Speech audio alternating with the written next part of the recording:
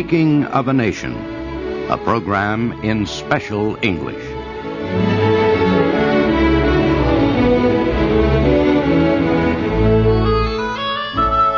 A deep national crisis faced the United States in the year 1850. It threatened to split the nation in two. It arose over the issue of slavery in the new territories of California and New Mexico. The President of the United States, General Zachary Taylor, had no clear policy on the issue. Taylor tried to be neutral, hoping that the problem would solve itself. But it did not solve itself. The split between the North and South got wider. There was a real danger that the South would try to leave the Union. Then Senator Henry Clay of Kentucky stepped forward to save the Union. After being away from the Senate for almost 8 years, Clay was surprised to find how bitter the two sections of the United States, North and South, had grown toward each other. Clay urged his friends in the border states between North and South to try to build public support for the Union. He felt this would help prevent the South from seceding. Clay also began to think about a compromise that might settle the differences between the two sections of the country. Clay was a firm believer in the idea of compromise.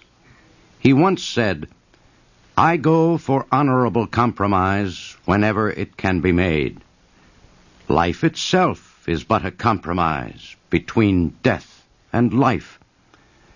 The struggle continues through our whole existence until the great destroyer finally wins. All legislation, all government, all society is formed upon the principle of mutual concession, politeness, and courtesy. Upon these, everything is based." Clay was sure that a compromise between North and South was possible. Near the end of January, Clay completed work on his plan. Most parts of it already had been proposed as separate bills. Clay put them together in a way that both sides could accept. Clay offered his plan in a Senate speech on January 29, 1850. Clay proposed that California join the Union as a free state. He said territorial governments should be formed in the other parts of the Western territories, with no immediate decision on whether slavery would be permitted. Clay proposed that the western border of Texas be changed to give New Mexico most of the land disputed by them. In exchange for this, he said, the national government should agree to pay the public debts that Texas had when it became a state. He proposed that no more slaves be sold in the District of Columbia for use outside the federal district, but also proposed that slavery should not be ended in the district unless its citizens and those of Maryland approved.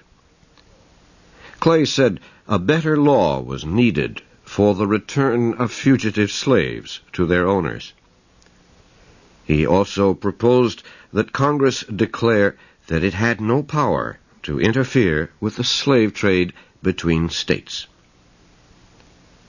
Senator Clay believed these 8 steps would satisfy the interests of both the North and the South.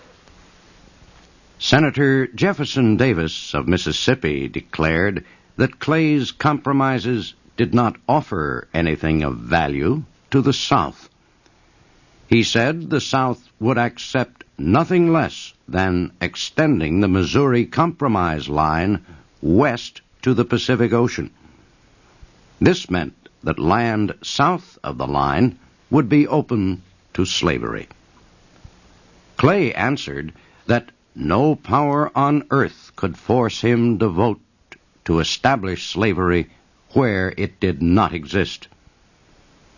He said Americans had blamed Britain for forcing African slavery on the colonists.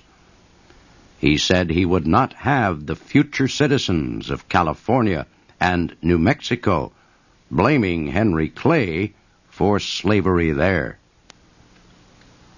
Clay said he did not want to debate, but wished that the senators would think carefully about his proposals. He said he hoped they would decide on them only after careful study. He asked them to see the proposals as a system of compromise, not as separate bills. Clay expected extremists on both sides to denounce the compromise, but he believed the more reasonable leaders of the North and South would accept it. 1 week after Clay first proposed the compromise, he rose in the Senate to speak in its defense. The Senate hall was crowded. People had come from as far away as Boston and New York to hear Clay speak. Some senators said there had not been such a crowd in the Capitol building since the day Clay said goodbye to the Senate 8 years earlier. Clay had to rest several times as he climbed the steps of the Capitol. He told a friend that he felt very tired and weak. His friend advised Clay to rest and make his speech later. "No," Clay said, "my country is in danger. If I can be the one to save it from that danger, then my health and life are not important." Clay began his speech by talking of the serious crisis that faced the nation. He said that never before had he spoken to a group as troubled and worried as the one he spoke to now. Clay listed his 8 resolutions. Then he said, "No man on earth is more ready than I am to surrender anything which I have proposed and to accept in its place anything that is better. But I ask the honorable senators whether their duty will be done by simply limiting themselves to opposing any one or all of the resolutions I have offered. If my plan of peace and unity is not right, give us your plan. Let us see how all the questions that have arisen out of this unhappy subject of slavery can be better settled, more fairly and justly, than the plan I have offered. Present me with such a plan, and I will praise it with pleasure, and accept it without the slightest feeling of regret." Clay said the major differences separating the country could be settled by facing facts. He said the first great fact was that laws were not necessary to keep slavery out of California and New Mexico. He said the people of California already had approved an anti-slavery state constitution, and he said the nature of land in New Mexico was such that slaves could not be used. Clay said there was justice in the borders he proposed for Texas, that it would still be a very large state after losing the area it disputed with New Mexico. And he said it was right for the United States to pay the debts of Texas, because that state no longer could collect taxes on trade as an independent country. Clay said there was equal justice in his resolutions ending the slave trade in the District of Columbia and strengthening laws on the return of runaway slaves. He said the South perhaps would be helped more than the North by his proposals, but the North, he said, was richer and had more money and power. To the North, slavery was a matter of feeling. But to the South, Clay said, it was a hard social and economic fact. He said the North could look on in safety while the actions of some of its people were producing flames of bitterness throughout the Southern states. Then Clay attacked the South's claim that it had the right to leave the Union. He said the Union of States was permanent, that the men who built the Union did not do so only for themselves, but for all future Americans. Clay warned that if the South seceded, there would be war within 60 days. He said the slaves of the South would escape by the thousands to freedom in the North. Their owners would follow them and try to return them to slavery by force. This, he said, would lead to war between the slave-holding and free states. He said this would not be a war of only 2 or 3 years. History had shown, he said, that such wars lasted many years and often destroyed both sides.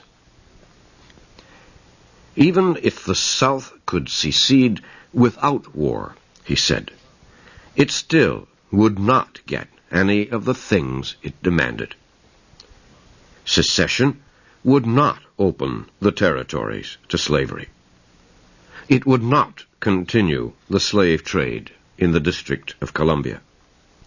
And it would not lead to the return of slaves who escaped to the North. So, said Clay, the South would not help itself by leaving the Union. Clay's 2-day speech gave new hope to many that the Union could be saved. His compromise seemed to be a way to settle the dispute. But extremists on both sides opposed it. That will be our story in the next program of The Making of a Nation.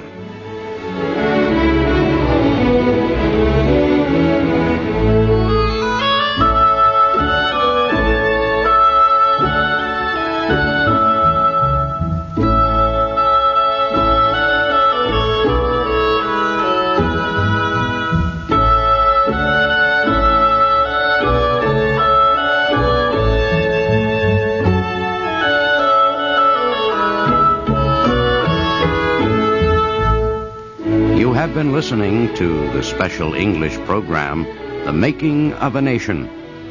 Your narrators were Stuart Spencer and Jack Moyles. Our program was written by Frank Beardsley. The Making of a Nation can be heard Thursdays.